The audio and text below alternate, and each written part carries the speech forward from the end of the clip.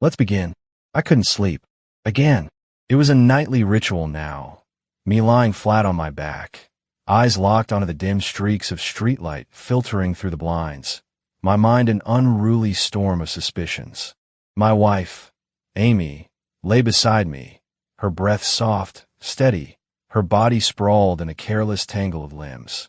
25 years of marriage, and for the first time, I felt like I didn't know the woman sleeping next to me. Something was wrong. She had changed, and not in the usual ways that time shifts a person. No, this was different. It was a transformation, as if she had shed her skin overnight and emerged someone entirely new. It started in bed.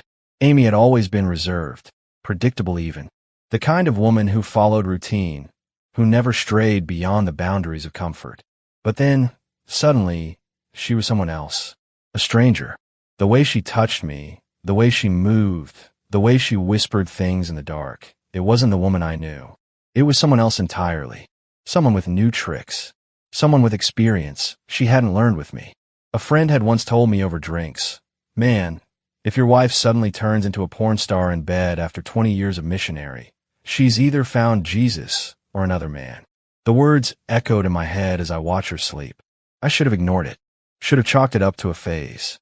But then came the other signs: new perfume, a change in wardrobe, constant texting, the way she suddenly guarded her phone like it held the nuclear codes. And worst of all, she had changed her passcode. Amy had never locked her phone before.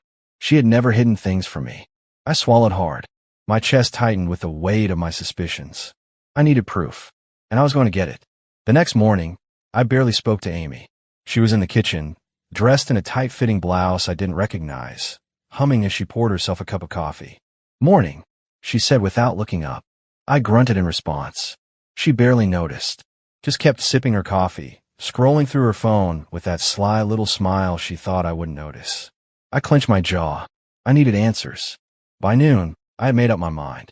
I hired a private investigator, a man named Jack Holloway, an old-school detective with graying hair and the kind of weary eyes that had seen too much. "You think your wife's cheating?" he asked, scribbling in a notepad. "I don't think, Jack," I said grimly. "I know." Jack gave me a slow nod. "All right, let's find out." I left the meeting with a pit in my stomach. Deep down, I already knew the truth. I just wasn't ready to see it. It took Jack 5 days to deliver the first batch of evidence. He slid a folder across the table. "Brace yourself," he said. I opened it with shaky hands. And there she was, Amy, my wife, the woman I had built a life with, in a hotel parking lot, with a man I didn't recognize. They were laughing, touching, and then I turned the page, a picture of them kissing. A raw, gut-wrenching pain tore through me. This wasn't just sex. This wasn't just a mistake. This was intentional. I clenched my fists, my entire body shaking with a mix of rage and devastation. Jack exhaled. "Chris, there's more." I swallowed, flipping through more photos. More men. More lies. This wasn't an affair. This was a lifestyle. Amy had been living a double life. And now, she was about to face the consequences. That night, I waited. Amy came home late. Too late. I was sitting at the dining table, the photos spread out in front of me. Her face paled the second she saw them. What is this?" she whispered. I tapped the stack of betrayal in front of me. "You tell me." Her lips parted, then closed. She had no excuse. I stood slowly, my chair scraping against the floor. "Tell me, Amy, how long?" Tears welled in her eyes. "Chris, how long?" I roared, slamming my fist on the table. She flinched. Then silence. I exhaled sharply, staring at her like she was a stranger. "You destroyed us," I said quietly. "You destroyed our family." And then I walked away. I filed for divorce the next day. But I wasn't done yet. Amy thought she had won, that she had pulled the ultimate betrayal and gotten away with it. But she was wrong. I wasn't going to just let her go. I was going to take everything. And then I was going to ruin her. The days after I handed Amy the divorce papers were eerily silent. She didn't scream. She didn't throw things. She just stared at the papers like she couldn't comprehend what was happening. "You're overreacting," she whispered one evening, sitting across from me at the dining table. "Chris, you're being ridiculous." I nearly laughed. "Ridiculous?" I leaned forward, my voice ice cold. "Ridiculous? Amy, I have photos of you with 3 different men. I have text logs of your conversations. I know about the Pure app. I know you've been living a whole other life behind my back while coming home and playing the role of my wife. Do not. I clench my fists, my voice trembling with rage. Do not call me ridiculous. Her lips pressed together. I was unhappy, she muttered, folding her arms. You never paid attention to me. I scoffed. You want attention? You got it. But not the kind you were expecting. Amy's eyes darkened. She knew I was up to something. She just didn't know what. And that's what scared her. But I wasn't going to lay all my cards on the table just yet. No, I was going to let her stew in the silence. Let her wonder what kind of revenge was coming for her. Amy didn't realize that by cheating on me, she had given me all the leverage in the divorce. We lived in a state where adultery affected alimony and asset division. And thanks to the private investigator's evidence, I had proof beyond a doubt that she was the guilty party. But I didn't just want a clean break. I wanted her to suffer. So I played along. For a week, I acted calm, patient, almost forgiving. And Amy, naive, arrogant Amy, fell for it. She thought I was softening, thought she could manipulate me into a better deal. One evening, she sat next to me on the couch, all sugary sweet. Chris, she murmured, placing a hand on my knee. Maybe we don't have to fight about the money. Maybe we can come to a compromise. I looked at her, feigning hesitation. Compromise? I repeated. She smiled. Yes. You don't really want to drag this through the courts, do you? She shifted closer. We can work something out privately. Just you and me. I almost burst out laughing. The sheer audacity. This woman had spent the past 6 months humiliating me, sleeping with strangers, living a double life. And now she wanted me to sit down and make a friendly deal? Oh, Amy, you have no idea what's coming. While Amy believed she was coaxing me into a fair settlement, I was laying a financial trap she wouldn't see coming. I met with my lawyer, Natalie, and laid out exactly how we were going to destroy Amy's future. First, we're going to freeze all joint accounts. I told her. Make sure she doesn't drain them. Natalie nodded. Good. What else? I want the house, I said. She could take the car, the furniture, whatever. But the house stays with me. Natalie smirked. And since she's the guilty party in the divorce, she won't have a legal leg to stand on. Exactly. Amy thought she was playing me. But in reality, she had walked into my trap willingly. Then came the real fun. See, Amy wasn't just sleeping with single men. One of her lovers, Derek? Yeah, he was married. And I made it my personal mission to find his wife. After some digging, I found her, Rachel, a sweet, unsuspecting woman who had no idea her husband had been screwing my wife in seedy motels. So I arranged a meeting. We met at a small cafe downtown. Rachel sat across from me, her expression polite but confused. I don't really understand, she said softly. Why did you ask to meet me? I slid a folder across the table. Because I thought you deserved to know what your husband has been doing. Rachel hesitated. Then, with trembling fingers, she opened the folder, and her entire world shattered. She flipped through the photos, Derek and Amy in a hotel parking lot, in a bar, holding hands, kissing. I watched as her face drained of color. No, she whispered. No, he wouldn't. He did. I took a sip of my coffee. And I'm divorcing my wife because of it. Tears welled in her eyes. She clutched the folder like it was the last thing holding her together. I need to go, she stammered, standing abruptly. I need to. Rachel, I said, my voice calm but firm. I have a proposition for you. She froze. I leaned forward, my expression dark. How would you like to destroy them? Rachel was hesitant at first, but the more I laid out the perfect revenge, the more she hardened. By the time I was done, she was no longer crying. She was ready for war. Together, we devised a brutal, meticulous plan that would ruin both Amy and Derek's lives.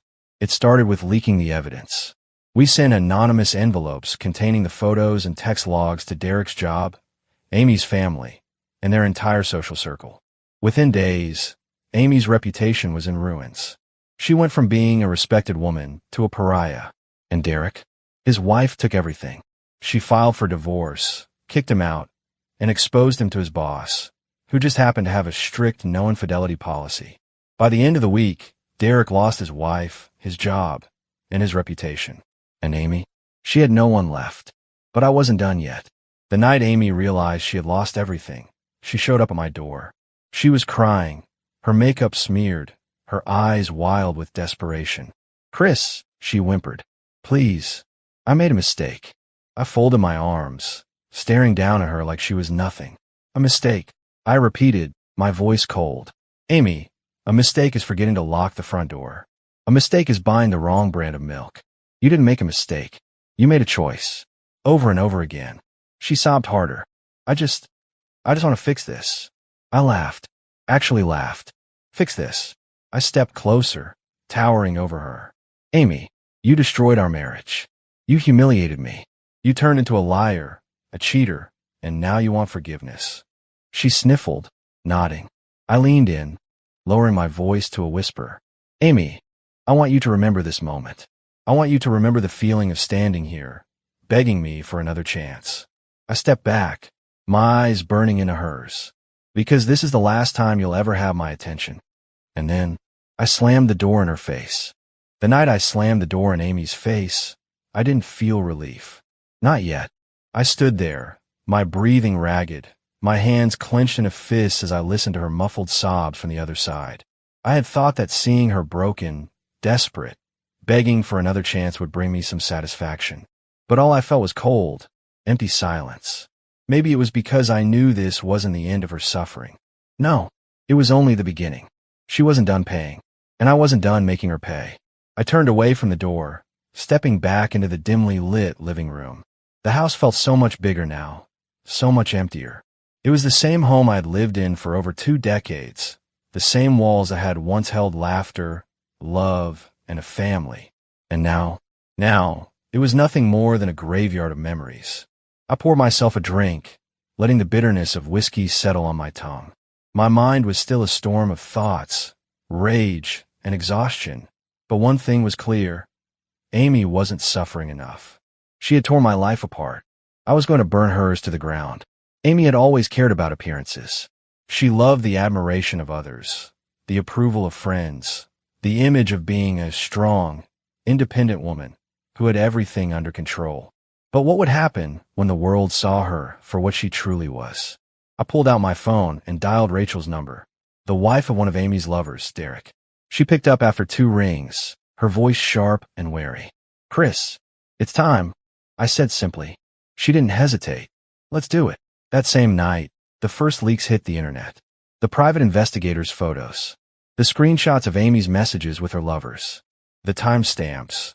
The meetings, the nights she had claimed to be at work events, but was actually sneaking off to cheap motels. And by morning, Amy's entire social circle knew. The whispers started first, then the texts, then the phone calls. By noon, she had been kicked from her women's social group, a group she had cultivated for years, because none of them wanted to be associated with a home-wrecking, cheating, manipulative liar. Her closest friends turned their backs on her. Her family members refused to speak to her. And the best part, her workplace found out. One of the photos showed her leaving a hotel with a known businessman who had ties to the company she worked for. Within 48 hours, Amy was called into HR. And by the end of the week, she was fired. Gone. No job. No friends. No reputation. No respect. She had nothing left but shame. I wasn't done yet. There was still unfinished business. Julie and Kate had unknowingly played a role in their mother's betrayal.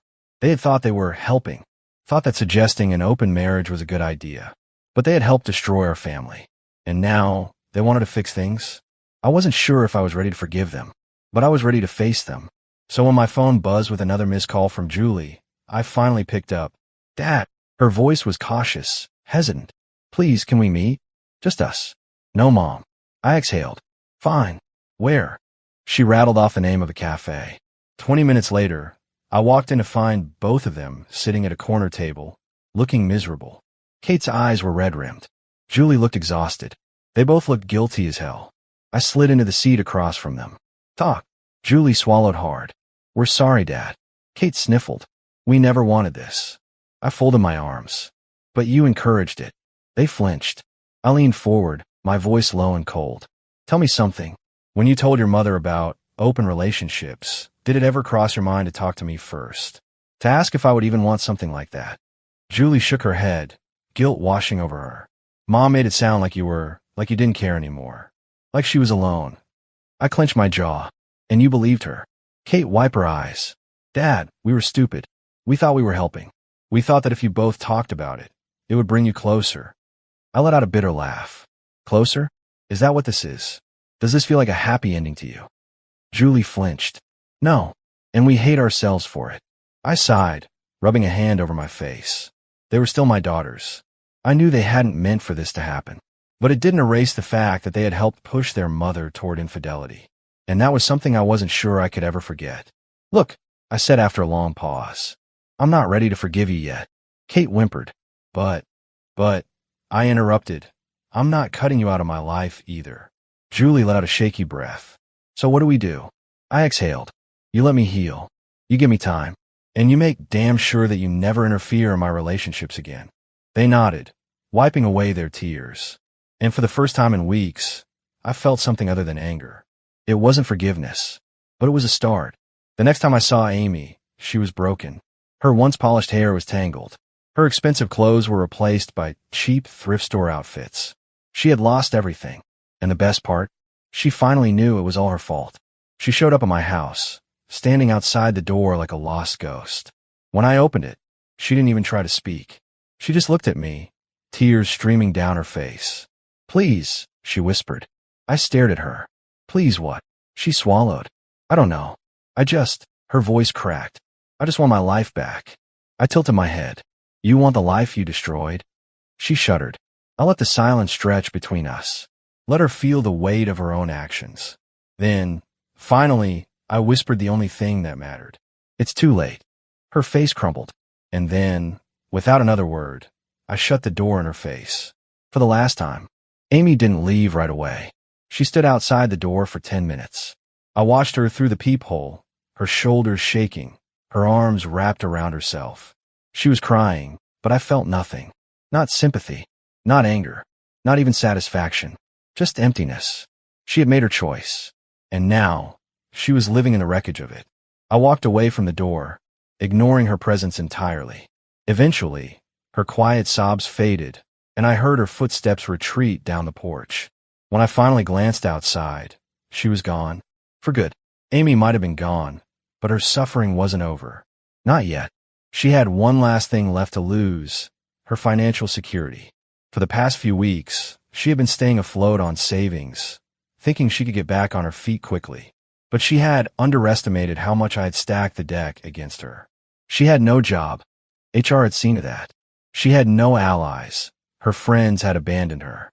And her reputation was completely destroyed. I made sure to follow up on the divorce settlement, ensuring she got nothing more than what the courts forced me to give her. She had no house, no income, no way to maintain the life she had once flaunted. The woman who had thought she was untouchable was now completely powerless. She tried reaching out to some of her old lovers, but surprise, none of them wanted her anymore. Derek ghosted her. Luke blocked her number. That idiot Nacho man didn't even remember her name. She wasn't a fantasy anymore. She was a disgraced, discarded woman. And the final blow? I found out through a mutual acquaintance that Amy had to move into a rundown apartment on the outskirts of town. From luxury living to a shabby, one-bedroom place with peeling wallpaper and broken blinds. The irony? The same cheap motels she had snuck off to cheat on me, she was now living in one. I had kept my distance from Julie and Kate, not because I didn't love them, but because I wasn't ready to forgive them. But one night, Kate showed up at my house. Alone. Her face was pale, uncertain, as she stood on the porch, holding a small envelope. I hesitated, then stepped outside. What are you doing here? She swallowed. Dad, I need to talk to you. I crossed my arms. Go ahead. Kate let out a shaky breath. I want to see Mom. I stiffened. And she looked down. She's not okay. I scoffed. That's not my problem. Kate's eyes shone with guilt. I know she did this to herself. But seeing her like that, I don't know. It made me realize how badly we all messed up. I stayed silent, watching her carefully. She handed me the envelope. It's a letter. From me. From Julie, too. We wrote everything. We didn't want to say it wrong. I hesitated, but eventually I took it. Kate bit her lip, her voice barely above a whisper. We miss you, Dad. Then, before I could respond, she turned and walked away. I stood there for a long time before I finally opened the letter. And as I read every handwritten word of regret, guilt, and love, my anger began to crack. Weeks passed. I moved forward. I went back to work. I reconnected with old friends. I started rebuilding the life Amy had tried to shatter. And then, one afternoon, I received a final text from an unknown number. Amy, I know you'll never forgive me, but I just needed to say I'm sorry. I destroyed everything, and I deserve what happened. I hope one day you can be happy again. I stared at the message for a long time. I could have responded. I could have torn her apart with words one last time.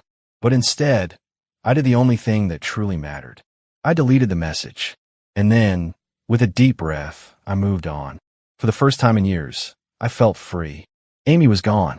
The betrayal, the pain, the weight of everything she had done, it no longer controlled me. And my daughters? They were back in my life. It wasn't perfect, but it was healing, one slow step at a time. And as I stood on my back porch, watching the sun set over the horizon, I let out a long, deep breath. Because for the first time in a long, long time, I felt at peace. Amy had lost, and I had won.